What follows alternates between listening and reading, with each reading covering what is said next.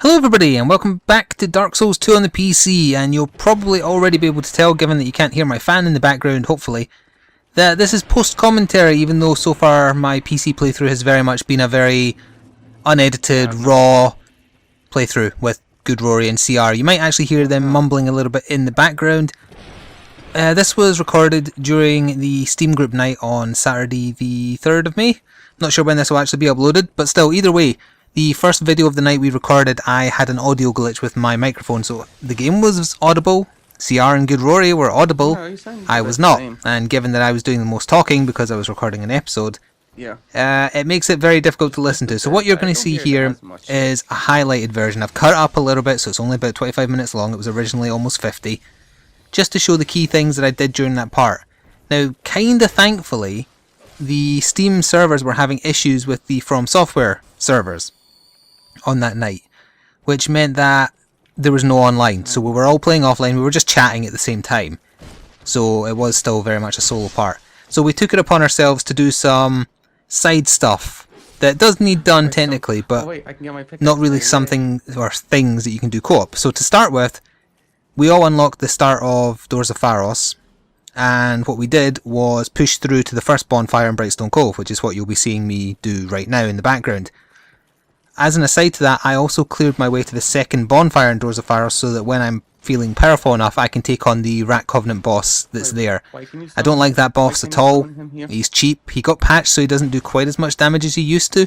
I still think it's a lot of damage, so I'm not feeling comfortable wearing the Alva armor to fight him. I might go back once I have the farm set. But anyway, that's one of the first things we cleared. Off camera, I also cleared the first Bell Covenant area. That's the one in the Bastille below the Servant Quarters bonfire. You need a Pharos Lockstone to activate it. So I didn't kill the boss, but I opened up the boss fog wall. Also, if you hear something in the background, I think something just got put through the door, so a dog might bark. My dog didn't seem to notice, she's too busy sniffing at my feet. Anyway, getting sidetracked. So yeah, I have access to the first Bell Covenant boss, but I didn't fight it because I'll do it on camera sometime. I just wanted to open it up because you have to run to the very top of the bell tower to open up the gate that's guarding the boss fog wall, and if you're doing that online, you'll be chain invaded over and over and over and over. At least if you have the boss fog wall open, when I do come around to do it, even if I'm online, I'll just run straight to the fog wall. Easy peasy. The boss itself might still be a problem, but at least I have a straight run to it. Now I think one other thing I had to edit out of this kind of cut of what we got up to was me going through the start of Iron Keep, and I think I cut it out. It might be a bit later, we'll see. But for whatever reason, CR had, I guess he was just antsy to play a little bit more and we weren't recording. He went through most of Iron Keep by himself. He didn't kill Old Iron King, so that's fine. We'll still be able to do that and Smelter Demon together as a team. But he'd cleared most of it, and that also meant his soul memory was getting quite far ahead of Rory and I, so we had to do that as well to catch up. But still. By the way, if you don't know how to get to the house that I'm running past right now, keep watching, because you'll see, and it's very, very worth it because you get 5 human effigies. Actually, as I was going for them, we were kind of showing off how many effigies we had each, or just seeing. Now, Good Rory and CR haven't actually been dying that much as far as the stuff I've had on camera. And neither have I, to be honest. I mean, yeah, I died as a phantom a couple of times to the Executioner's Chariot, but I don't think those count, really. But while we were filming this part, and they were doing stuff by themselves, CR took it upon himself to take on the Doors of Pharos Rat Covenant boss that I was just alluding to, that I didn't want to fight yet. And I kept on telling him, go back later, you're not going to have a nice time, and sure enough, he died about 4 or 5 times, until he eventually listened to me. Good Rory kept on dying, trying to fall down the hole in Medulla, which I will be heading to as well, in a second, in fact, because this little clip, if I'm looking at my time limit, is almost about to end. I just light the bonfire in the tent, and then we move on to the next goal that we had in mind for this night, that we all did kind of separately. A very, very easy boss that I didn't do in my mage playthrough, as soon as I remember which tent has the bonfire in. 12,000. So we'll see that in a second. And don't worry, by the way, that it was the only part we recorded that night that had the audio glitch. All the rest that we did, well, all the rest, we did one other really long part. That audio is totally fine. It was just a little hiccup because I've changed mics again, so I forgot to set something in Skype. So you won't have seen me come down here, where you're seeing me on screen right now, in my mage playthrough, because I skipped it. It's the other Rat Covenant area called Grave of Saints, the first Rat Covenant area being Doors of Pharos.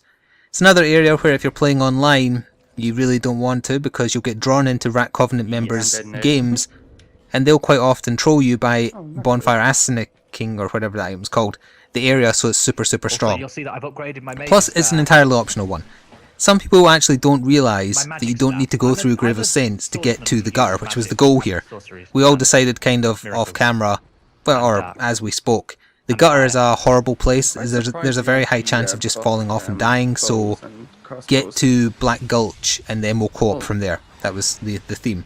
But I decided to go by Grave of Saints because we were offline, so there was no harm. And because I didn't do it in my mage playthrough. So there is some items to get. There's no items of note in particular. There's an NPC invasion that you'll see soon. He wears the invisible armour that Good Rory was talking about in previous parts. He also has an invisible weapon in each hand, and one of the invisible weapons is a shuttle, apparently. I say apparently because any time I've fought him, I've killed him before he's even been able to touch me, but apparently he uses at least one shuttle, maybe even two, and that's the reason he has the invisible weapon spell, so that you can't tell. And if you don't know, shuttle is a kind of twisted blade sword, and it goes through defending. Not as much as undefended hit, but it still goes through it. And not surprisingly, the area is filled with petrification rats. But the goal, if you do choose to go here, is to fight Royal Rat Vanguard. And if you do that, you get to drop down above... Well, in my mage playthrough, if you saw just before I got to the gutter, I was in like there's a rope bridge room with a chest on the far side, and then you get bombarded by exploding hollows. You actually come down from slightly higher up than that. Oh, there, and on the screen roughly about now. I'm not sure if I'll sync this up exactly. I got invaded by the NPC, the Roy the Explorer. He looks naked, but he is actually wearing armour, and I just lightning speared him to death. We were always talking about lightning spears being OP through this part as well. And I can't remember if I'd already covered why I had two of them, or if this was the part I tried to cover it and that audio will now be lost. I can't actually remember. I guess I'll just go over it again very quickly. In Earthen Peak, there is another copy of Lightning Spear. I didn't get it during the recording of that part because I forgot. But it's below the platform you drop to open the door next to Pate. You just drop down again, there's a chest, no enemies, and another copy of Lightning Spear. So that's got two of them and Heavenly Thunder equipped at present. And that's because the twin blades just aren't working. I don't even think they'll work once they're fully upgraded, but I am upgrading them with every petrified dragon bone that I get my hands on. Whether it's going to work out, I really don't think it is. I don't even think it would if I totally specialised in, say, Int. It might be an okay weapon for a mage build, but then if you're a mage build, you're even squishier than I am currently, and you don't want to get in an enemy's face. The twin blade weapons, or at least the two that I have so far, they don't work sadly, and it was an experiment. It was to see if twin blades were viable. Are they? My answer at present is absolutely not. That might change once I get a twin blade fully upgraded and some of my stats a bit higher, but compared to the damage you can do with quick single-handed swords, I really don't think it's going to be worthwhile. Still, I will be approaching the boss here. This is a bit of a weird boss. If you watched my boss kill montage, you will have seen it very briefly. It's an endless spawn of the petrification rats, but once you kill a set amount, the Royal Rat Vanguard actually appears, and he's a bit tougher. He does toxic damage, and he has a bitchin' mohawk as well. That's how you know him apart from the rest of the rats. He's really weak, but the whole thing with this fight is it's a horde fight, and if too many rats hit you at once, you'll get petrified and die. I do find it an easy fight. I've never died on it. I've only done it 3 times though, this being the 3rd.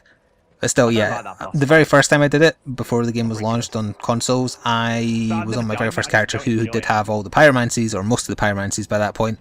Just used the AoE one over and over, done in half a minute. Very easy. I do try and make use of Heavenly Thunder. Doesn't really... It's too random compared to the pyromancy one, sadly. If it was consistent with where the lightning bolts appeared, then fine. It'll be the first thing that gets replaced for sure once I do actually get the stats and the spell, the Great Lightning Spear. We're almost at the point where I can get 2 in very quick succession, actually. Kinda close, anyway. So I really need to pump every level I'm getting right now into Faith, because my Faith is just way too low to use anything other than Lightning Spear. Is that a bad thing? Technically not, because Lightning Spear is ridiculously overpowered at present. And I'm almost certain it's going to be nerfed. It just has to be. It'll go the way of the pyromancies. It'll become useless. They'll tweak the tracking so it doesn't track anyone, or or just lower the damage. I mean, I could have sworn that the AoE damage from lightning spears used to only affect enemies when they were in water, but it seems to affect anywhere now. I don't know. Like you might be seeing as I fire them at rats, waiting for the one with the mohawk to actually spawn. I don't know if there's a set amount of little rats you have to kill for this fight. I think there is, and I think it's probably between 10 and 15, but that's a guess. I haven't actually sat and counted. If you want to play back the footage, roughly counting up how many I kill before the one with the mohawk appears, feel free. But when he does appear, it's basically going to be, yeah, it's 4 lightning spears and he's dead. Same with sword swings, really. If you're using a two-handed sword, you can kill him in 3 hits. It's just a case of you don't want to get swamped. Be very aware of your circumstances and don't let yourself get caught in a corner because you will die in seconds due to petrification more so than the damage they actually do. But still, I wanted to show off the bosses that I didn't cover in my mage playthrough. I don't know if I'll be doing all of the bosses I didn't cover. Like, I don't really particularly want to have to kill Ancient Dragon again, but I may do. I may do. And Vendrick is a little bit annoying if you're not a Havel shield user. That's the long and short of it. Anyway, that's me defeated the Royal Vanguard there. So the rest of the rats just piss off once he's dead. And in beating him, you get to talk to the Rat Covenant NPC, so you can get that achievement for finding it. You do the same. It's the same guy, I think, actually. If when you go to the Doors of Pharos and beat the Rat Covenant boss there, you meet the same rat, the same dialogue, etc. And you hand in rat tails to both, so I assume it's cumulative across both, and both aren't separate rat covenants. But either way, I wanted the achievement for finding the covenant, so I spoke to him, I got it, and then it was back on track, really, with the theme of getting to Black Gulch without co-op. Which means going through the gutter, and the gutter is a pain in the ass, and I apologise if the footage of the gutter that we're going to eventually get to in a second here, because I think I cut a bit out, is a bit overly dark. Again, it's because I don't usually edit. So, oh yeah, I was enjoying the skeleton there at the end of Grave of Saints. Very, very popular place to leave a message that just says skeleton, because, you know, that's how the messages in this game work, when people place them. But of course there wasn't any, because I was offline, and I was like, I think I was standing there saying, I'm going to lay a message, and no one has, and then I realised that the reason there wasn't any messages because we were playing offline. Still, those problems persisted since Thursday through to Saturday night, by the way. And apparently it wasn't from software's problem, it was actually just Steam being weird with their servers, because the console versions were fine. Don't know why. I certainly hope it doesn't continue, because we've been having a lot of fun with how easy it is to co-op in this game so far. And yeah, it makes the game easier, even though the bosses and potentially the enemies get more defense and more health. But it's a lot of fun. I've already done the get a challenge out of Dark Souls 2 thing. I did that on my first playthrough. To a certain extent, I did that with my mage playthrough because I wasn't familiar with anything to do with how to play that type of character. So now I'm just playing for the fun of jolly cooperation, and we're having a laugh, and some people are very happy that I'm back doing cooperative type videos, because it's been a little while since I've done that. They may return now and then. I mean, it helps that there's a game with good co-op, and like, for example, Dark Souls 1's co-op was crap. Demon Souls co-op was crap as well, to be fair. I'm just very glad that they got it sorted with Dark Souls 2. The trick is the name engraved ring that the cat sells in Majula. Pick the same god as your friends, and even if you're not in the same covenant, you will very easily find each other within the space of a minute. So I handle these exploding hollows a bit better than my mage playthrough. I was just evading them, like trying to eke out their dive and then explosion on my mage. This time I actually fought them because I didn't want to be a wimp. Plus you can usually take one hit, even if you don't have a lot of HP, before they'll utterly kill you. If you absorb one hit with your shield, you'll still get damaged, but you won't die. Although the problem with that is you get stunned, so if another one's coming for you at the same time, he'll catch you. But anyway, we are going to approach the gutter here. So, on the mage playthrough, I died, was it once or twice?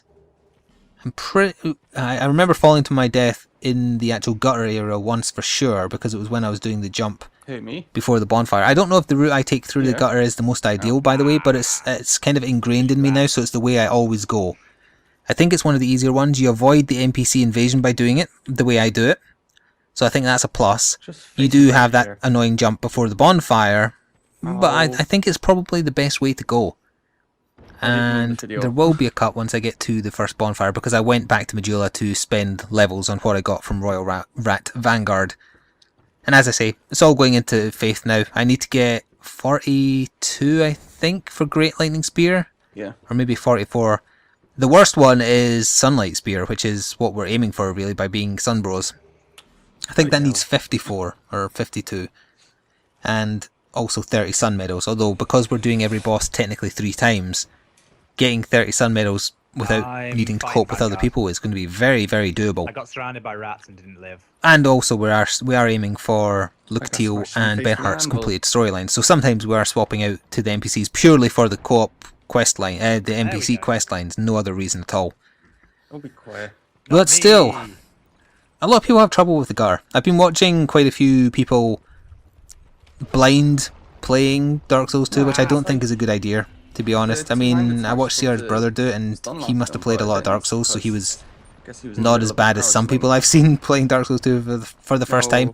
But an area that a lot of people hate is the gutter, and it's because it's so dark, because there's so many places you can just go, oh, okay, I fell to my death. Too bad, I guess. I don't like it as a place, that's for damn sure. I never thought it was overly bad though. I guess it's because I don't spend a lot of time there. I like that you need to use the torch. And there is going to be a cut here. I just cut out a little bit of me running through the gutter because I didn't want to have the whole thing in. It's not a big skip, it's to the point basically where I lit another torch so that you can actually see what the hell is going on, because the footage is very dark for this area. That's the negative of the PC version, I guess. And the way I've been not editing the parts, as it were. So yeah, we're picking this up partway through. I haven't died or anything like that. Very nearly dead on the bridge with the exploding guy, but that's not too shabby, I think. And I like the torches on the way every time I go through, just because if I do die, that means I don't need to have my torch out, because I can have my shield out, and it also reminds me of the path I take, although at this point it pretty much is ingrained. And also, once again, not saying this is the most ideal way through the gutter at all. If you want to see the ideal route, watch speedrunners, because they often go to the gutter and just swing through it in like 30 seconds, purely to get to the fragrant branch of yore that's just before you reach Black Gulch. It's technically the easiest one to get to if you buy the cat ring early on. Yeah. It's the one you can get without ever needing to kill a boss. Yeah, if you buy the cat ring, you fall safely down the pit in Majula, you ignore Grave of Saints because that's optional, you get into the gutter doesn't have a boss, so yeah, it's the way to get a fragrant branch of yore straight away without ever needing to kill a single boss. You do have to obviously find the souls required for the ring, which is, what, 12,500? But if you're doing what speedrunners do, and go kill Dragon Rider first, you'll have that almost by the time you do that, especially if you do it more than once by using Asnix. But still, anyway, we're making our way through the gutter slowly but surely. And there is another exploding hollow on the bridge that I totally forgot about, and very nearly died to, but that's neither here nor there really. The other goals in general in this part, I think this was the last thing we did for this part actually, what it was getting to Black Gulch. I also went back to Benhart because maybe you pointed this out in a previous part, I don't know at the time of writing, at time of recording, I'm in the wrong mode here. I didn't talk to Benhart after I freed Rosabeth, and if you don't do that, he doesn't appear in Brightstone Cove. So if you were watching me at the start of the video and you noticed that his summoning sign wasn't there, it wasn't that I wasn't hollow, I'm still human. I've got like 30 human effigies at this point, it's a bit ridiculous. It was because I didn't talk to him after freeing Rosabeth, so I cut it out, but I have done that now, so don't worry. Because the Congregation is one of the easiest fights to have Benhart at. The fight is a joke. So if you want his storyline done easily, that's definitely one of the fights you want to bring him into, especially now that he's had his buff. So that was me doing the horrible jump that got me killed last time. Thankfully this time I am a bit more fortunate and I didn't get stuck in an animation for a life gem like I did last time. But yeah, that's going to do it, basically. We're going to go down the pit and I will pass the Fragrant Branch of Yore and get the bonfire at the start of Black Gulch. And isn't it good that I've said the correct name all this part, I hope. If I said Blood Gulch at one point or another, I apologise. By the way, the hollows here do half my damage, which I was not expecting, because I have been upgrading the Alva armour, and I was very, very shocked that they were doing 50... It's almost exactly 50% of my health with one swing. So you definitely have to do your evasion. Oh, that's right, and I also go kill the big bug. I'm not entirely sure why that bug is there or what stats effect it does, if any, if you get close enough. I've never tried it. That only gives you like 1 poison. I don't know if it affects something deeper down. If you know, let me know, because I'm genuinely curious. It doesn't seem to be guarding anything either. Yeah, you get a bunch of green blossoms if you kill it, but are green blossoms worth going out your way to kill it? You don't even get a lot of souls for killing him either. I don't know. Maybe there is something I'm missing. Maybe it affects something somewhere else. I don't think it does, but as part of my routine for going through the area, I go and kill it. Wrong arrows. And green blossoms don't go wrong, especially if you're going back to Earthen Peak or Harvest Valley, which I may do at one point to clear out. It's kind of, I like farming those locations if I ever need to farm. The pyromancy mages in Earthen Peak especially are great. They drop really good items if you use any magic other than pyromancy. Well, even if you use pyromancy actually, because you can use the herbs and dusk whatevers to get your pyromancy uses back as well. It's not as effective because you don't have as many total uses as you do with, say, sorceries or some miracles. Still good though. Nah, it's true. Oh dear, oh dear. Nah, it's true. So what are we doing next time? Well, next time there's one more part we recorded that night, I think, as I said, which was without voice. No, not without voice, without internet, because the damn servers were still having their issues. So we went out of our way to take out some more areas. I did another area that I didn't do my mage playthrough, Belfry Sol. So if you don't know what that is, or where that is, or why that is, you will see in the next part. And as we approach the bonfire I'm going to end this part at, I guess I can start doing my wrap up. I apologise that I had to do this part in this fashion. It was that or not use it at all. And I did consider that, but I went out of my way to do a boss that I didn't do in my other playthrough, specifically, you know, to change things up a bit and to show you some different stuff. And I hated that I made a mistake, so I decided to do it this way. At least you're going to see an abridged version of what would have been a 50-minute part, roughly. There was a lot of running around. I edited out, just kind of cut together to get this like 25-minute-ish of the main events, as it were. And also I left in most of the gutter just to prove that I got through it without dying, because I was chuffed with myself, because it was the first time I've ever done that. But yeah, thank you for watching. If you enjoyed this video and are willing to show your support for the series as a whole, please do consider leaving a like or a comment. They help a lot and they only take a second of your time. And also, if you are interested in seeing even more of this Jolly Cooperation playthrough, which is basically what it's turned into after the Twin Blade thing kind of fell apart, CR is uploading, they're not VODs per se, but he uploads heavily edited versions of what we get up to. So although I only show 1 or 2 runs of a particular boss, we obviously do 3 runs in total, assuming no one dies, because we want a win for everybody. He does a big edited together version with little asides and funny music and whatnot. So if you want to see an edited version of this playthrough, he's doing it. So youtube.com/cynicalrazor, you can go see it. And if you follow him on Twitch, you might catch us live recording some episodes, because we're nowhere near done, that's for damn sure. It makes a massive... And boy, I spend a long time running around here getting items, don't I? I'm just filling 2 minutes of space at this point. How's your day? My day's been good. I've done a lot of recording today, and I've been putting off doing this because I knew it'd be quite difficult to narrate myself while not playing. It's actually easier to narrate while playing, because at least you can respond to things you're doing at the time. But I'm waffling now, and that's the point, I suppose. There will be more Dark Souls 2 coming. And by now you'll already have seen that there's an amazing Spider-Man playthrough. I hope you're enjoying it. That will not be a mainstay of the channel, don't worry. It's going to be a very short game. I'm doing it just because I like it. And then it will be gone, and something else will take its place. Plus it's an excuse to use my PS4 now that I can record from it, which I'm very, very happy about. If you did not see the mage playthrough, always, always, always smash those pots from a distance, because they spray corrosive oil over you and they will wreck all your gear. I probably should have been pointing that out prior, because I'm not sure how this will sync up, but still, definitely do not just roll through those pots, or you're going to have a very expensive bill to pay when you go get your stuff repaired.